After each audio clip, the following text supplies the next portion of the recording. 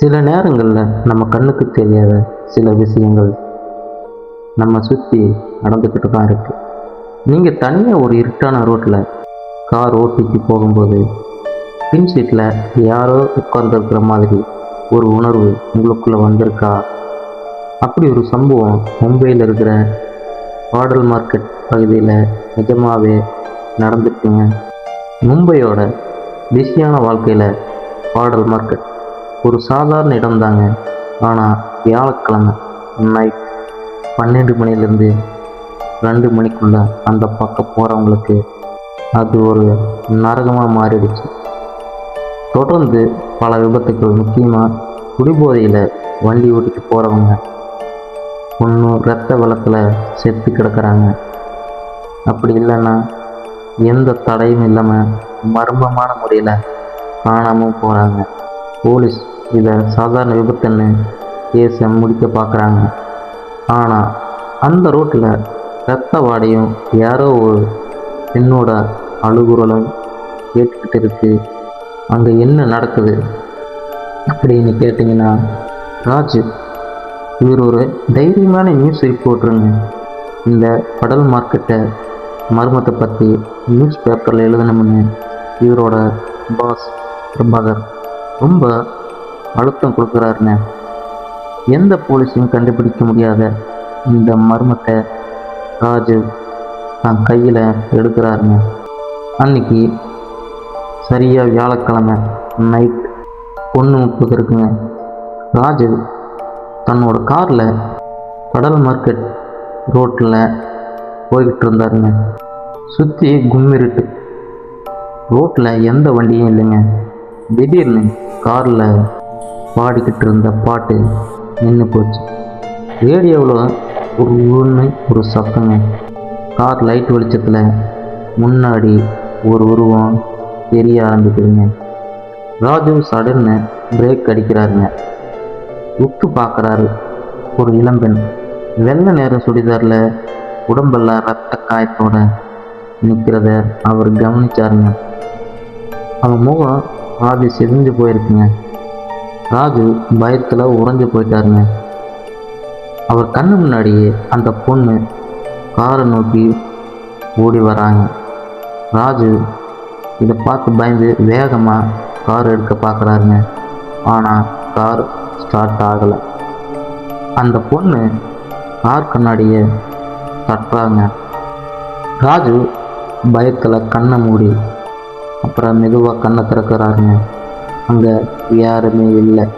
பெருமூச்சு விட்டுட்டு அவர் திரும்பும்போது டமாருன்னு ஒரு அதிர்ச்சியான சத்தங்க. அந்த பெண் ராஜுவோட பின் சீட்டில் உட்காந்து அவரை வெறிக்க பார்த்துக்கிட்டே இருக்குங்க. இதை பார்த்த ராஜு அலறிக்கிட்டே வண்டியை விட்டு இறங்கி ஓடவும் ஆரம்பிச்சிருக்காருங்க.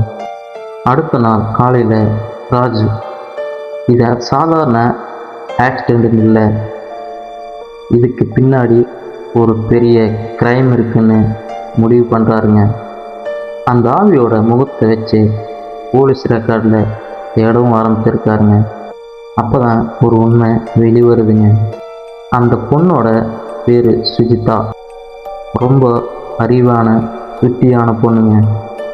IAS ஆகணும்னு ஆசைப்பட்ட பொண்ணு. ஆனால் 6 மாதத்துக்கு முன்னாடி அவள் தற்கொலை பண்ணிக்கிட்டதா போலீஸ் ரெக்கார்டில் சொல்லுதுங்க. ராஜு உடனே சுஜிதாவோட அம்மாவை போய் பார்க்குறாருங்க.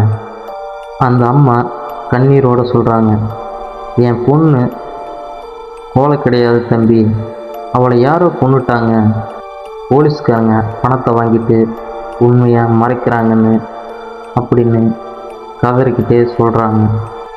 ராஜு தன்னோட ரிப்போர்ட் மூலையை யூஸ் பண்ண ஆரம்பிச்சிருக்காங்க.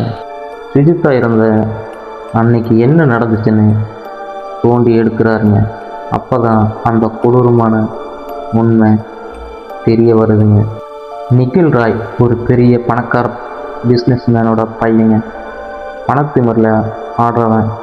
அன்னைக்கு நைட்டு நிக்கில் அவனோட ஃப்ரெண்ட்ஸோ கூட சேர்ந்து அளவுக்கு அதிகமாக குடிச்சிட்டு போதையில் கண்மூடித்தனமாக காரை ஓட்டிட்டு வந்திருக்கான்.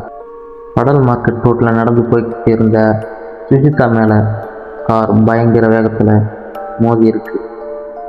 சுஜிதா ரத்த வெள்ளத்தில் துடிதுடிச்சுக்கிட்டே இருந்திருக்காங்க. காப்பாற்றுங்க காப்பாற்றுங்கன்னு அவள் கெஞ்சியும் அந்த ஈவு இறக்கமே இல்லாத இன்னைக்கு அவளை அங்கேயே சாக விட்டுட்டு தப்பிச்சு போயிட்டாங்க. அவனோட அப்பா போலீஸ் அதிகாரிகளுக்கு பணத்தை அள்ளி கொடுத்து இதை தற்கொலையாக மாற்றிட்டாருங்க. சட்டம் நிக்கில தப்பிக்க விட்டுருக்கலாங்க.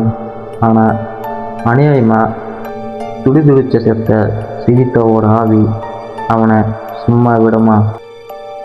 சுஜிதாவோட ஆவி கடல் மார்க்கெட் வழியே போகிற ஒவ்வொரு குடிபோதை ஆட்களையும் கொடூரமாக கொண்டுக்கிட்டு வந்திருக்குங்க. ஆனால் அவளோட முக்கியமான இலக்கு நிக்கில் தான். நிக்கில் வீட்டுக்குள்ளே தனியாக இருக்கும்போதெல்லாம் சுஜிதாவோட ஆவி அவனை சித்திரவதை பண்ண ஆரம்பிக்குதுங்க. வீட்டு கண்ணாடியில் ரத்தக்கரையோட சுஜிதாவோட முகம் தெரியுது. ராத்திரி தூங்கும்போது யாரோ கழுத்தை நெருக்கிற மாதிரி அவனுக்கு மூச்சு திணறுது. பயந்து போன நிக்கில் வீட்டை விட்டு வெளியே வர்றதே இல்லைங்க. அவங்க அம்மா ஒரு பெரிய ஜோசியரை கூப்பிட்டு வந்து ஒரு சக்தி வாய்ந்த தாயத்தை மந்திரிச்சு நிக்கில் கழுத்தில் கட்டுறாங்க.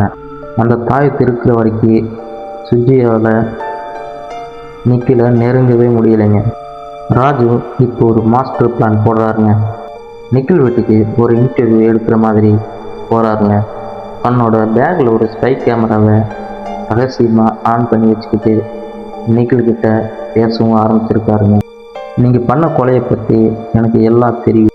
நிக்கில் போலீஸ் இந்த கேஸை திரும்பவும் ஓப்பன் பண்ண போகிறாங்கன்னு ராஜு தூண்டில் போட ஆரம்பிச்சிருக்காருங்க.